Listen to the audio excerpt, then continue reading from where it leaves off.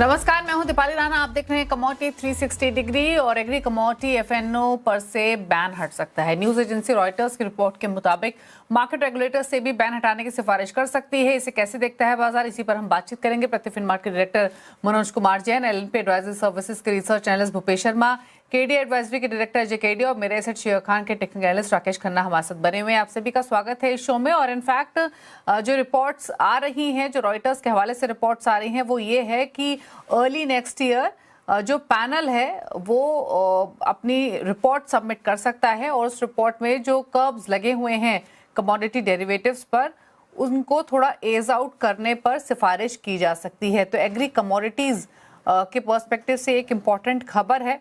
और साथ ही ये भी कहा गया है इस रिपोर्ट में कि इस इंस्ट्रूमेंट को और अट्रैक्टिव बनाने की भी कोशिश की जा सकती है, खासतौर से इंस्टीट्यूशनल इन्वेस्टर्स के लिए। एक फाइनल रिपोर्ट होगी जो कि अर्ली नेक्स्ट ईयर सबमिट की जाएगी। सोर्सेज के थ्रू खबर है जो कि मिली है। अब इसके मायने क्या है, अगर ऐसा होता है तो कितनी लाइकली पॉसिबिलिटी दिखाई दे रही है, इस पर करते हैं बातचीत। सभी का स्वागत है। लेकिन अजय, सबसे पहले कमेंट्स आपके, आप कैसे देखते हैं इन रिपोर्ट्स को? कितना लाइकली हो सकता है ऐसा कि जो कमोडिटी डेरिवेटिव्स हैं उन पर से जो रूल्स हैं उनको थोड़ा सा एज आउट किया जाए या बैन हटाया जाए? कितनी पॉसिबिलिटी पहले तो बताइए आपको लग रही है? नमस्कार दीपाली जी, बिल्कुल काफी बड़ी खबर है और काफी समय के बाद, क्योंकि जिस दिन से ब्लैंकेट बैन लगा था उसके बाद एग्री के अंदर देखा जाए तो काफी ट्रेड्स खत्म जैसे ही हो गए थे। एक्सचेंज में हम देखें तो बहुत लिमिटेड थे। खास करके हम एडिबल ऑयल कॉम्प्लेक्स की बात करें, पल्सेस की बात करें, जो जान होती थी उनके पूरे वॉल्यूम ड्राई अप हो चुके थे। और उसकी वजह से हमने फिजिकल मार्केट में भी देखा कि एक पेसिमिस्टिक माहौल जैसा बन चुका था। लेकिन अच्छी खबर है, अच्छे टाइम पे आई है, नया साल सामने है और उम्मीद कर ये आता है तो वीट, पैडी, इन सब पे भी वापस। तो पहला चीज है, यस, जो फूड सबसे बड़ा कंसर्न था वो काफी हद तक अब कंट्रोल में है। काफी समय से वो एक बूस्ट देता है इस चीज को कि यस आ सकता है।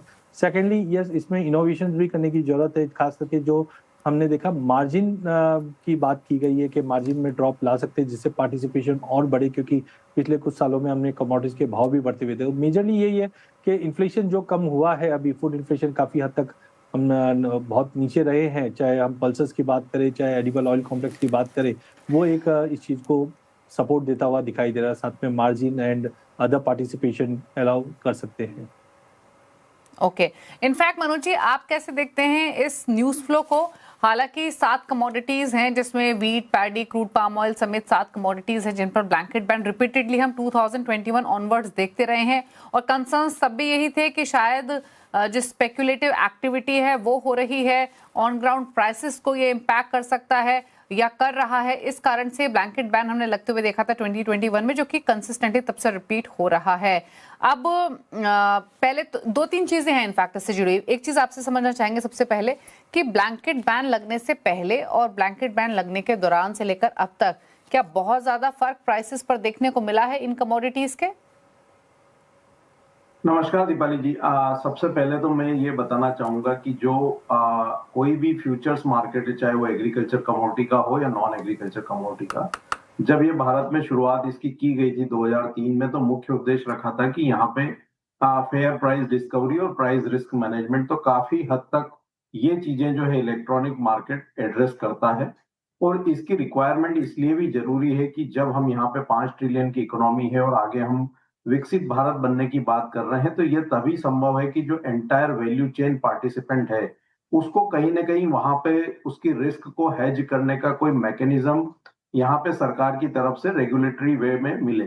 और वह यहाँ पे इलेक्ट्रॉनिक एक्सचेंजेस जो है उसको काफी बड़ी मात्रा में एड्रेस करते हैं। 2021 में जब हमने देखा कि वहां पे ब्लैंकेट बैन जो है गवर्नमेंट की तरफ से काफी सारी एग्रीकल्चर कमोडिटीज के ऊपर लगाई गई, तो वहां पे मुख्य जो है यहाँ पे ये कारण बताया गया है कि एक स्पेकुलेटिव एक्टिविटी है और वहां पे हमने सट्टेबाजी और इन्फ्लेशन को ध्यान में रखते हुए ऐसा कदम उठाया है। लेकिन उसके पीछे की मुख्य वजह यह थी कि जब 2020 में हमने दुनिया भर में कोविड महामारी को देखा था, तो उसकी वजह से बड़ी मात्रा में जो सप्लाई चेन है वो डिस्टर्ब होती हुई नजर आई थी। तो उसके चलते हमने काफी सारे कमोडिटीज में भाव में बड़ा उतार चढ़ाव देखा था और उसका असर भारतीय बाजारों में भी कुछ एग्रीकल्चर कमोडिटीज में देखने को मिला। लेकिन बैन लगाने से लेकर के आज तक की अगर हम बात करें तो यहाँ पे बैन जिस पर्पस से लगाया गया था वो कोई पर्पस यहाँ पे हल होता हुआ नजर नहीं आया। और बैन के बाद हमने देखा कि बैन लगाने के इमीडिएट बाद भी काफी सारी कमोडिटीज ऊपरी स्तरों पर बनी रही, लेकिन जैसे जैसे जो सप्लाई चेन जो बाधित हुई थी वो वापस से रीस्टोर होना शुरू हुई, तो उसके बाद से हमने देखा कि जो कमोडिटीज के जो भाव हैं वो वापस निचले स्तरों पर आते हुए नजर आए।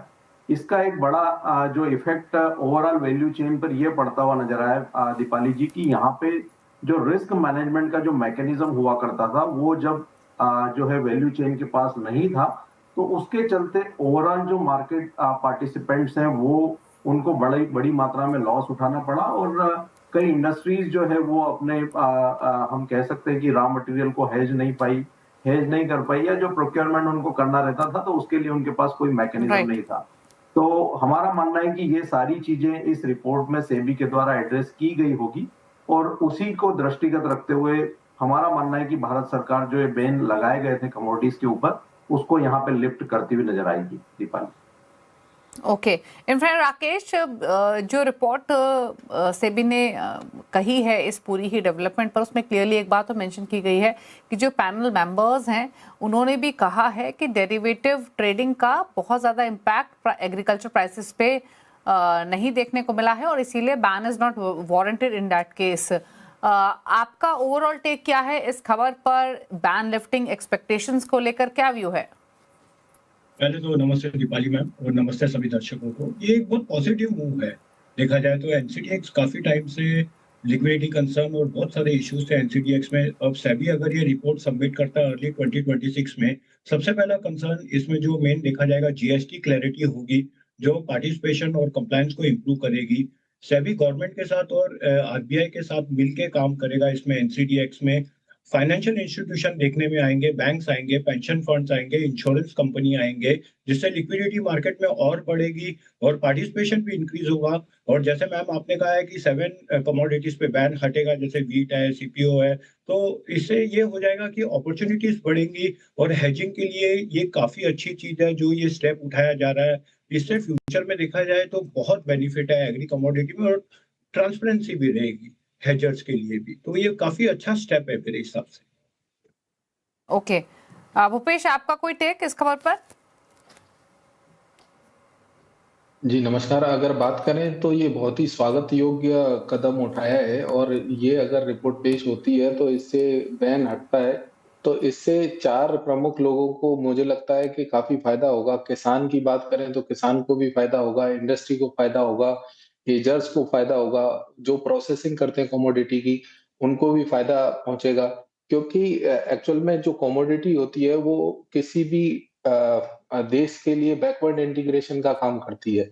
जब आप यहाँ पर बड़ी कमोडिटी जैसे कोई भी उत्पादन हो रहा है और अगर उसका बैकवर्ड इंटीग्रेशन बोलकर अगर हम इंडस्ट्री उसको हेज नहीं कर पाती अपने माल को, या वो लोग डरते हुए उस माल को और ज्यादा प्रोक्यूर नहीं कर पाते, तो उसका इफेक्ट कहीं ना कहीं सभी पर देखने को मिलता है। तो मुझे लगता है कि बहुत ही अच्छा स्वागत योग्य रिपोर्ट पेश करी है और अगर ये पेश होती है और तो आने वाले समय में मुझे लगता है कि ये बैन हट सकते हैं।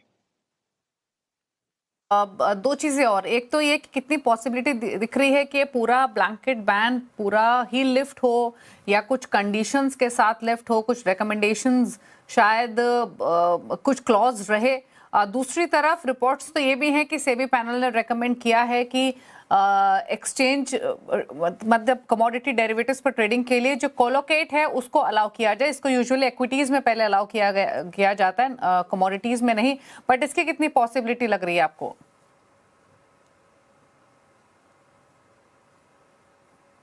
अजय क्या व्यू है आपका इस पर?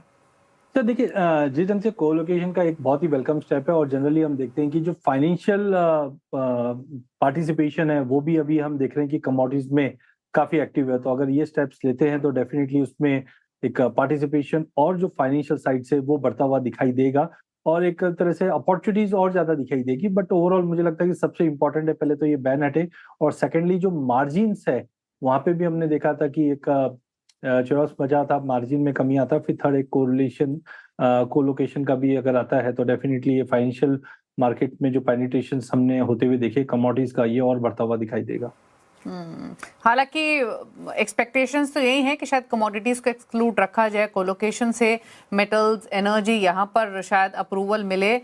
अब देखना होगा किस तरीके का स्टांस रहता है। क्विकली एक चीज़ और मनोज जी, जैसे मार्जिन की बात बार बार अजय जी कर रहे हैं, मार्जिन रिडक्शन की कितनी पॉसिबिलिटी हो सकती है कि रिकमेंडेशन रहे पैनल की तरफ से, और अगर होता है तो कितना इंपॉर्टेंट रहेगा स्पेशली ट्रेडिंग को बूस्ट करने के लिए, और किस तरीके का इनिशियल रिस्पांस अगर इस तरीके का कदम अर्ली 2026 में उठाया भी जाता है तो विद रिगार्ड्स टू पार्टिसिपेशन रह सकता है?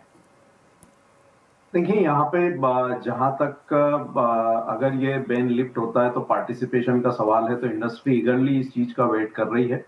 और इंडस्ट्री, ना सिर्फ इंडस्ट्री बल्कि फार्मर्स ने भी काफी बड़े रूप में जो रिप्रेजेंटेशन है यहाँ पे इस बैन को लिफ्ट करने के लिए किया है। क्योंकि जब भारत सरकार ने यहाँ पे एफपीओ बनाने की परमिशन दी थी तो हमने एफपीओ तो काफी सारे बना दिए, लेकिन उनको जो रिस्क मैनेजमेंट के लिए और उनकी क्रॉप को यहाँ पे डिलीवर करने के लिए जो इलेक्ट्रॉनिक प्लेटफॉर्म था वो वहां पे कहीं ना कहीं मिस होता हुआ नजर आया। तो काफी फेयर चांसेस है कि यहाँ पे सरकार जो है ये बैन को लिफ्ट करती हुई नजर आएगी। दूसरा, जहां तक मार्जिन का सवाल है तो बिल्कुल यहाँ पे हम कह सकते हैं कि मार्जिन स्ट्रीमलाइनिंग भी जो है यहाँ पे होनी चाहिए ओवरऑल कमोडिटीज में। और जो भी कमोडिटी की वॉलेटिलिटी है या जिसमें जो बड़ा उतार चढ़ाव है उसको ध्यान में रखते हुए यहाँ पे मार्जिन के जो पैरामीटर्स है वो तय होना चाहिए। अगर कोई कमोडिटी बहुत ही ज्यादा वोलेटाइल है तो वहां पे एक अप्रोप्रिएट मार्जिन स्ट्रक्चर होना चाहिए ताकि जो रिस्क मैनेजमेंट है उसका जो है कहीं पे भी मिसिंग ना होता हुआ नजर आए, और ओवरऑल जो वैल्यू चेन पार्टिसिपेंट्स है उनको भी कहीं पे कोई परेशानी नहीं आए। तो बिल्कुल इसको देखते हुए निर्णय होना चाहिए। और एक और मुख्य चीज है यहाँ पे दीपाली जी की, ये पूरी कवायद में जीएसटी के रिफॉर्म की भी बहुत बड़ी जरूरत है। क्योंकि हमने देखा कि जब जीएसटी लागू हुआ था और हमने देखा था कि वन नेशन वन टैक्स, लेकिन अभी भी यहाँ पे जो कमोडिटी एक्सचेंजेस है वहां पे काफी लिमिटेशन है जीएसटी को लेकर के। तो वहां भी आईजीएसटी का अप्रूवल जो है इसमें होना काफी जरूरी है ताकि किसी भी स्टेट का जो मैन्युफैक्चरर है या प्रोड्यूसर है वो यहाँ पे कमोडिटी एक्सचेंजेस पे आकर के डिलीवरी जो है वो ले सके। ओके, ठीक है, तो इम्पॉर्टेंट रहेगी ये डेवलपमेंट। और हालांकि नए सेबी चीफ एंड तुहिन कांत पांडे से एक्सपेक्टेशंस भी काफ़ी हाई हैं। रिसेंटली उन्होंने एक स्टेटमेंट दिया भी था कि इंडिया का कमोडिटी मार्केट जो है वो सेबी के रेगुलेटरी एजेंडा पर हाई पोजीशन होल्ड करता है, और उनका एम यही है कि जो पार्टिसिपेशन है कमोडिटीज़ में वो और डीपन हो और वाइडन हो, और इसीलिए इक्विटीज़ के बाद कमोडिटीज़ पर कुछ बड़े रिफॉर्म्स वो लेकर आ सकते हैं, जिसमें कि ब्लैंकेट बैन को अपलिफ्ट करना मतलब एक बड़ी डेवलपमेंट होगी। अब देखना हो किस तरीके के पैनल सिफारिशें रखता है, क्या आउटकम निकल कर आता है, बट इम्पॉर्टेंट एक मार्केट इम्पैक्टिंग न्यूज़ ये रहने वाली है। चलिए शुरुआत करते हैं राकेश जी के साथ, बताइए आपकी trading calls. First of all ma'am, crude oil, आज क्रूड की एक्सपायरी भी है, तो इस पे मैं ऑप्शन स्ट्रेटेजी जानना चाहूँगा, 4 लाख ऑप्शन स्ट्रेटेजी, जिसमें मैं करंट मंथ का कॉल 5100 वाला कॉल भी बेचूंगा और 5100 वाला पुट भी सेल करूंगा, और ऊपर में कॉल 5200 वाला आई विल सेल और नीचे में पुट 5000 वाला मैं सेल करूंगा, क्योंकि एक्सपायरी तक मुझे लगता है आज ये टाइम वैल्यू की वजह से इसमें एक अच्छा मूव हो सकता है। ओवरऑल देखा जाए तो क्रूड यहाँ से अभी ये 5000 ये बार ब्रेक करना चाहिए और नीचे में 4980 का टारगेट लग रहा है।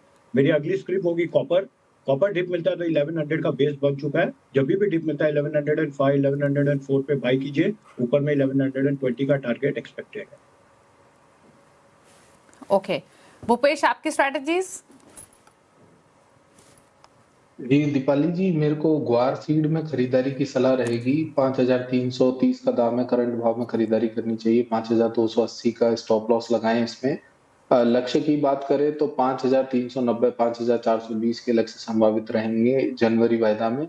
और दूसरी अगर कमोडिटी रहेगी तो वो कॉपर रहेगी। 1107 रुपए 50 पैसे का दाम है, करंट भाव में बिकवाली की सलाह रहेगी। स्टॉप लॉस 1111 रुपए का रहेगा। 1097 रुपए और 1091 रुपए का लक्ष्य संभावित रहेगा। मनोज जी आपकी ट्रेडिंग स्ट्रेटेजीज क्या है? दीपाली जी, यहाँ पे धनिया का जनवरी वायदा 9800 में खरीदना है, 9440 के स्टॉप लॉस से। टारगेट यहाँ पे 10400 के रहेंगे। दूसरी जो रणनीति है वो जिंक के दिसंबर वायदा में रहेगी। 303 के स्तर मिले तो वहां पे बाय करना चाहिए 300 के स्टॉप लॉस से, और टारगेट वहां पे 310 तक के रहेंगे।